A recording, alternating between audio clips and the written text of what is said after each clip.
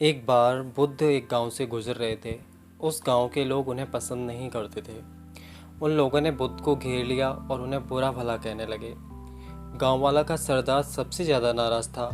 वह तो बुद्ध को गालियां ही देने लगा, पर बुद्ध इस सबसे बेपरवाह मंद मंद मुस्कुराते रहे। सरदार काफ़ी देर तक बुद्ध को गालियां देता रहा, लेकिन कुछ ही देर में उसका मुंह सूखने लगा, जिससे वह चुप हो गया। यह देखकर बुद्ध बोले, अगर तुम्हारी बातें समाप्त हो गई हों तो मैं आगे बढ़ूं। मुझे आगे वाले गांव में जाना है, वहां के लोग मेरी प्रतीक्षा कर रहे होंगे। यह देखकर गांव का एक व्यक्ति बोला, हम लोग तुम्हारा अपमान कर रहे हैं, तुम्हें गालियां दे रहे हैं, लेकिन तुम इसका जवाब देने की बजाय मुस्कुरा रहे हो। तुम इसकी प्रतिक्रिया क्यों नहीं देते? बुद्ध बोले, बस तुमने आने में तनिक देर कर दी। यह तुम 10 वर्ष पहले आए होते तो मज़ा आ जाता, क्योंकि 10 वर्ष पहले मैं भी तुम्हारी तरह था।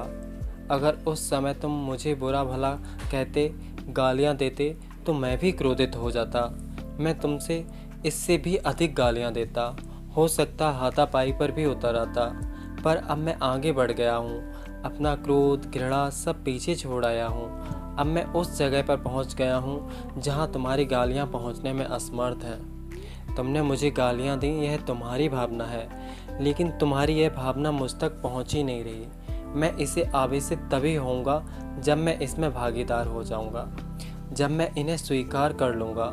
लेकिन मैं तो तुम्हारी इस क्रिया से निरपेक्ष हूँ, इससे बहुत दूर हूँ, इसलिए मैं अब भी पहले की तरह शांत हूँ।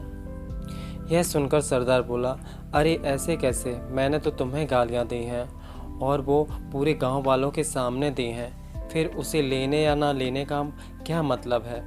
बुद्ध बोले, वत्स, कल मैं एक गांव में गया था। वहाँ के लोगों ने मेरा प्रवचन सुना, वो बहुत प्रसन्न हुए। गांव का मुखिया मेरे लिए मिठाई लेकर आया और उससे खाने का आग्रह करने लगा। मैंने कहा कि मेरा पेट भरा हुआ है, इसलिए मैं इसे ग्रहण नहीं कर सकता। यह सुनकर वह व्यक्ति मिठाई वापस लेकर चला गया, क्योंकि जब तक मैं कोई चीज़ लूँगा ही नहीं तो कोई मुझे कैसे दे पाएगा? इसमें तो मेरी सहमति आवश्यक है ना। हाँ, तो एक व्यक्ति ने बुद्ध का समर्थन किया। बुद्ध ने पुनः पूछा, जब मैंने मिठाई लेने से मना कर दिया तो उन लोगों ने उसका क्या किया होगा? उन्होंने मिठाई अपने घर वालों में बांट दी होगी, एक व्यक्ति ने जवाब दिया। बुद्ध ने कहा, ठीक कहा तुमने। उस मिठाई की तरह ही तुम मेरे लिए गालियाँ लेकर आए हो और चाहते हो कि मैं इन्हें ग्रहण कर लूँ, पर भाई मैं इन्हें लेता ही नहीं। अब बताओ तुम इनका क्या करोगे? उस व्यक्ति के पास इसका कोई जवाब नहीं था। बुद्ध पुनः बोले, मुझे तुम पर दया आती है वत्स। अरे क्रोध तो मुझे तब आएगा जब मैं ये गालियाँ ले लूँगा, और जब मैं ये गालियाँ लेता ही नहीं तो क्रोध का तो सवाल ही नहीं उठता। बुद्ध की बातों पर सरदार ने कोई प्रतिक्रिया नहीं दी, शायद वह कुछ सोच रहा था। बुद्ध बोले, मैं अपनी आँखों से देख रहा हूँ कि गाली एक कांटा है, जिसे देने वाला व्यक्ति और लेने वाला व्यक्ति दोनों क्रोध से पागल हो जाते हैं। तो फिर तुम ही बताओ कि मैं आँखें रहते हुए भी कैसे कांटों पर चलूँ? आँखें रहते हुए मैं कैसे गालियाँ ले लूँ? और होश में रहते हुए मैं कैसे क्रोधित हो जाऊँ? इसलिए मुझे क्षमा करो वत्स, मैं तुम्हारा उपहार ग्रहण करने में असमर्थ हूँ। कहते हुए बुद्ध ने अपने हाथ जोड़ लिए। बुद्ध की बातें सुनकर सरदार लज्जित हो गया। उसकी आंखें छलछला आईं। उसने कुछ कहना चाहा, पर उसके होंठों ने जवाब दे दिया, और जब उससे रहा नहीं गया तो वह बुद्ध के चरणों में गिर पड़ा।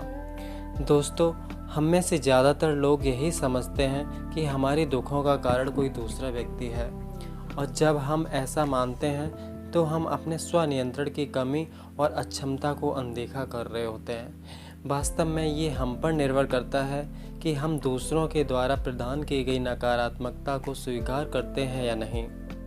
अगर हम नकारात्मकता को स्वीकार करते हैं तो हम अपने पैरों पर ही कुल्हाड़ी मारते हैं, और जब हम उसे अस्वीकार कर देते हैं तो घृणा, क्रोध, हिंसा हर किसी से मुक्त हो जाते हैं।